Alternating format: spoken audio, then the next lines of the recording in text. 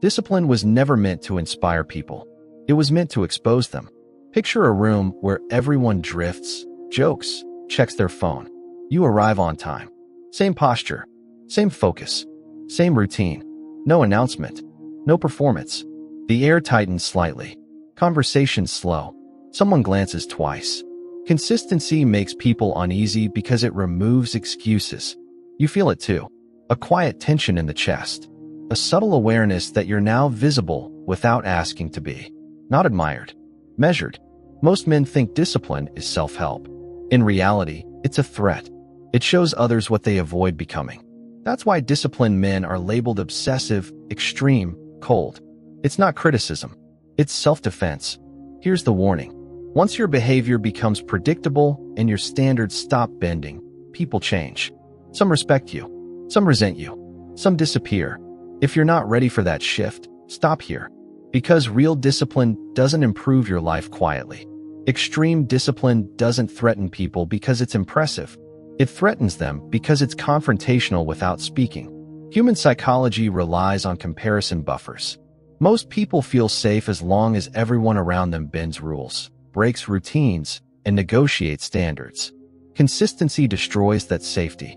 When you show up the same way every day, excuses stop working. Your discipline becomes a mirror, and mirrors make people uncomfortable. They are not judging you.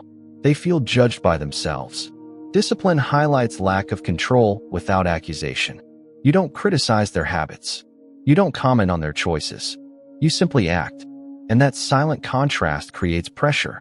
Emotional people feel it first. They rely on mood, motivation, and permission. Calm restraint exposes how fragile that system is. This is why disciplined men attract subtle resistance.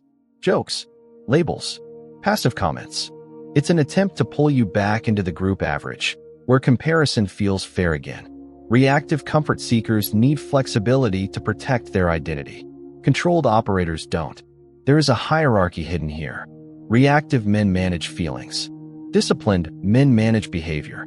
One adapts to emotion. The other overrides it. Groups instinctively elevate the one who demonstrates control under boredom, fatigue, and temptation. The deeper realization is this. Discipline removes negotiation from the self. When you stop negotiating internally, others lose leverage externally. They can't delay you. They can't distract you. They can't bargain with standards you don't debate. That's unsettling. Not because you dominate them, but because you're no longer relatable in weakness. Once you understand this mechanism, discipline stops feeling lonely and starts feeling strategic. And strategy always comes with consequences. This shift separates admiration from intimidation, comfort from authority, and reveals why disciplined men are respected quietly, resisted subtly, and remembered long after motivation-driven performers collapse back into familiar patterns under public psychological pressure. Discipline intimidates because it removes choice. Law 1 is consistency.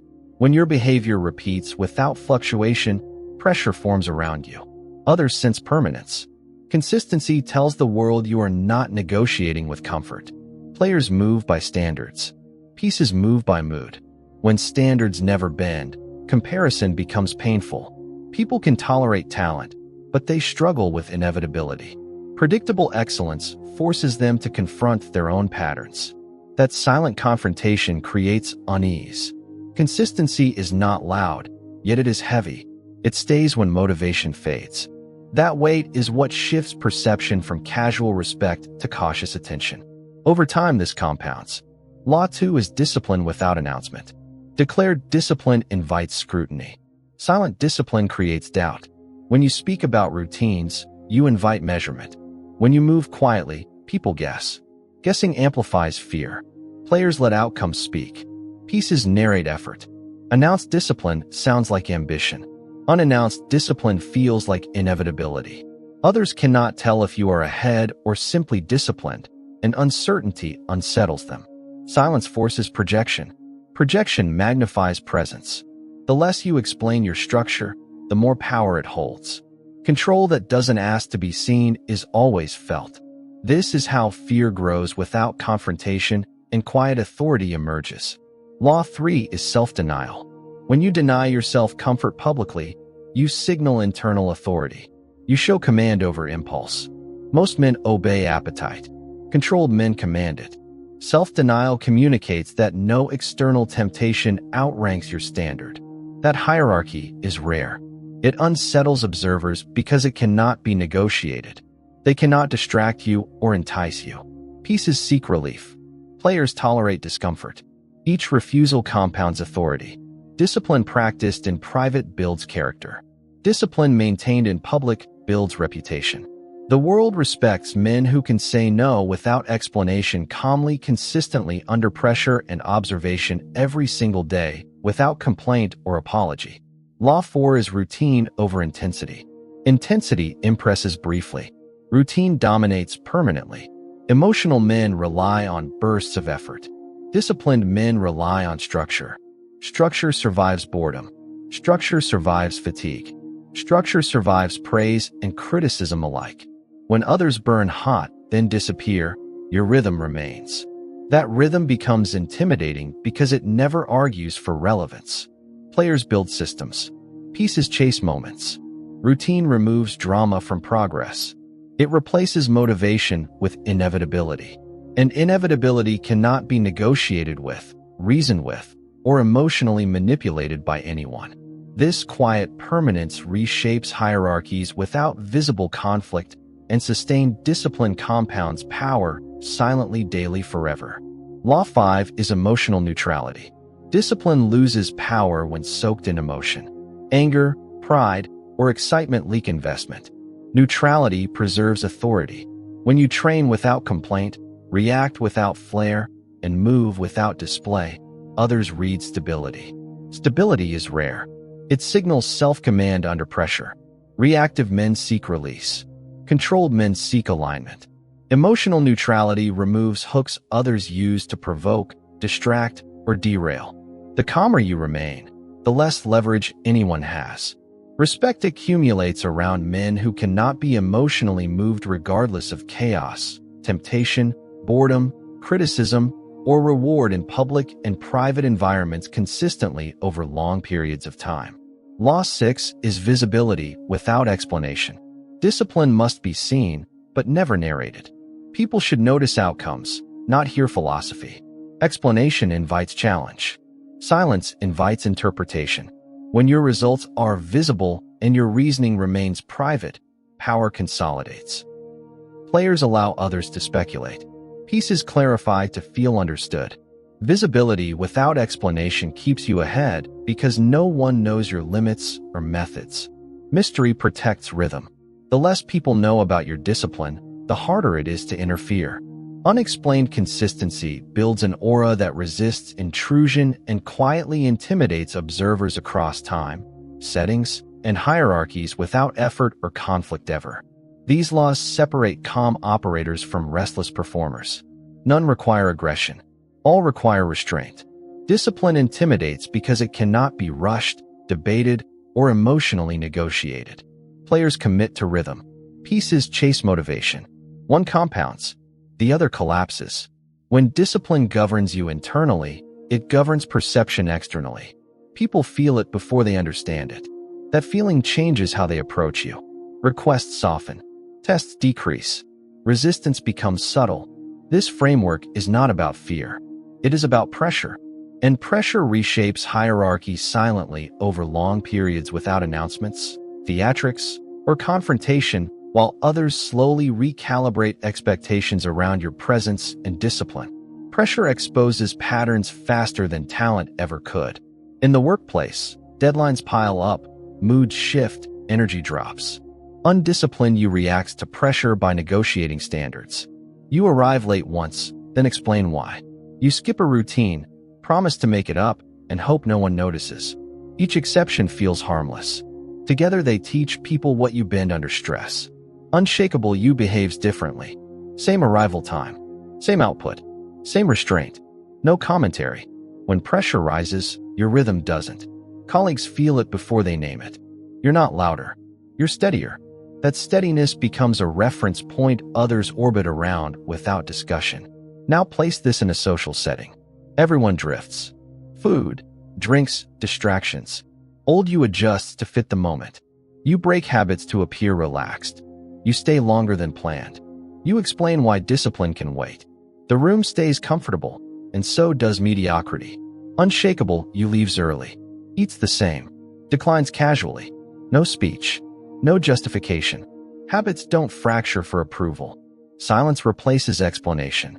People notice the consistency and feel slightly exposed by it. The deepest contrast appears in private sacrifice. Old you wants validation. You hint at effort. You want credit for restraint. Sovereign you says nothing. Sacrifice happens offstage. Results appear without narrative. No one knows what you gave up, only that you never seem compromised. Excuses shrink power. Silence concentrates it. Old you explains circumstances. Sovereign you lets behavior speak. One seeks understanding. The other creates gravity. This is not about rigidity. It's about identity under observation.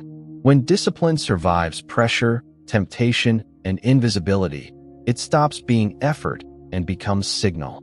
That signal travels faster than words. Once you experience this shift, discipline stops feeling lonely. It feels protective. And protection is power when the world is watching.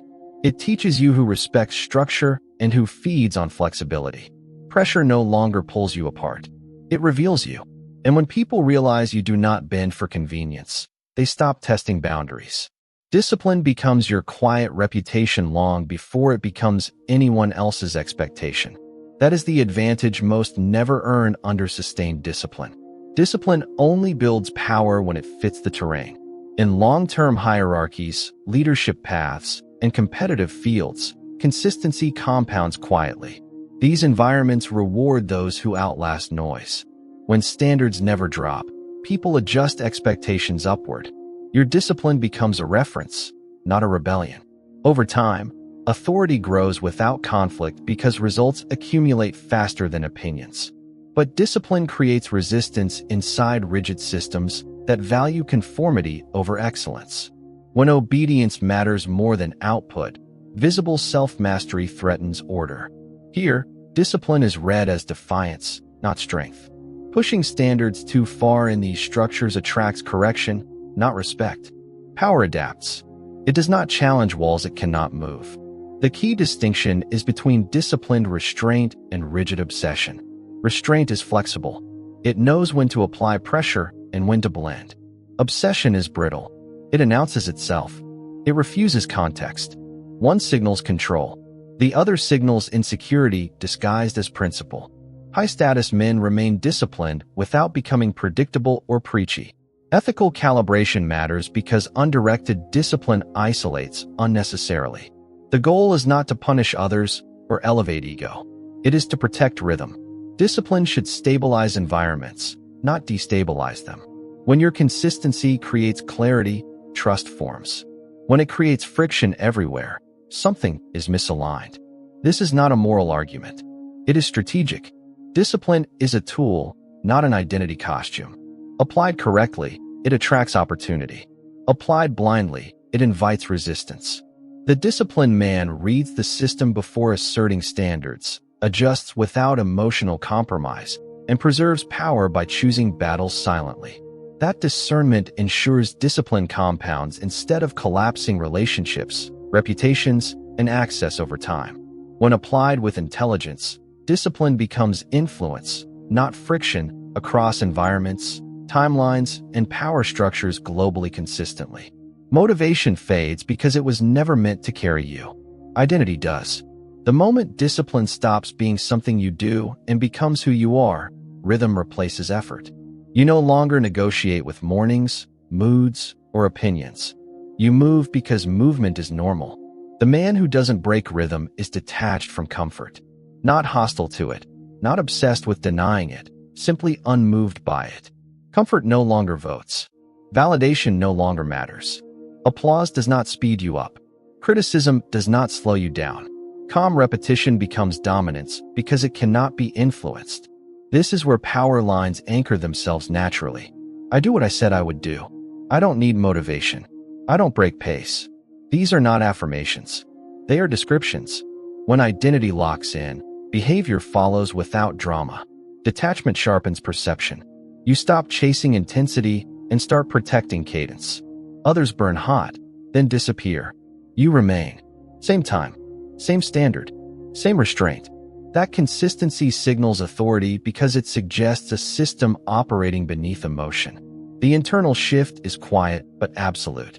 You stop asking how to feel motivated and start asking whether something fits the rhythm. If it doesn't, it's ignored. If it does, it's done. No excitement, no resistance. This identity doesn't seek admiration. It creates inevitability, and inevitability makes discipline intimidating alone. Discipline communicates power long before results appear. Predictable routines that never bend send a signal others feel but can't explain. When you arrive, leave, train, and work on schedule regardless of mood or audience, you project inevitability. Inevitability removes negotiation. People stop asking if you can be moved because you've shown you can't. Calm refusal is the second signal. Distractions arrive disguised as opportunities, emergencies, or social pressure. You decline without tension. No apology, no story, just alignment with rhythm. That calm refusal unsettles people because it reveals priorities they don't control. You are not reacting. You are choosing. Time control is status control. When your calendar governs you, others own you. When you govern your time, others adjust. You don't rush responses. You don't reshuffle structure to accommodate noise. Pace stays steady. That steadiness communicates surplus. Surplus creates authority. This is why behavior around you changes. Invitations soften. Demands become requests. Interruptions decrease. Not because you asked for respect, but because your discipline enforced it silently. People adapt to what doesn't bend. The deeper truth is this. Discipline creates boundaries without confrontation. Others feel limits without hearing rules. And limits, when consistently enforced, reorganize hierarchy calmly and without resistance. Discipline installs itself through friction, not inspiration. For 7 days, you will operate under non-negotiable rules. Each day, choose one action that happens at the same time, regardless of mood. Training, study, work, solitude. It does not move. It does not negotiate. There will be no explanations, no announcements, no motivation talk. If asked, keep responses short or absent. Discipline grows strongest when it is unobserved. Your primary task is nervous system control. Slow breathing, relaxed jaw, steady pace. The urge to quit, justify, or delay is the real resistance. Watch it without obeying it. By day 3, boredom appears. By day 5, irritation. That is the threshold where identity rewrites itself. Do not add intensity. Protect rhythm. Miss nothing. Change nothing. At the end of 7 days, notice what shifted. Not results. Respect. Internal silence. Reduced urgency. This trial is not about proving strength. It is about removing excuses permanently. Discipline frightens people because it leaves no place to hide. Excuses disappear when rhythm stays intact. When you do the same hard thing regardless of mood, weather, or witness, others are forced to confront what they tolerate in themselves. This path has a cost. Disciplined men lose weak alliances. Some connections fade when flexibility ends. That loss is not punishment. It is purification. What remains is cleaner, quieter, more aligned with who you are becoming. This is not a call to impress anyone. It is a contract with yourself. You agree to protect your rhythm when no one is watching. You agree to choose structure over comfort, silence over explanation, consistency over emotion. From this point forward, discipline is not a phase. It is governance. You do not chase motivation. You enforce standards. Remember line, because it marks the end of negotiation, I do not break rhythm. Rhythm breaks resistance.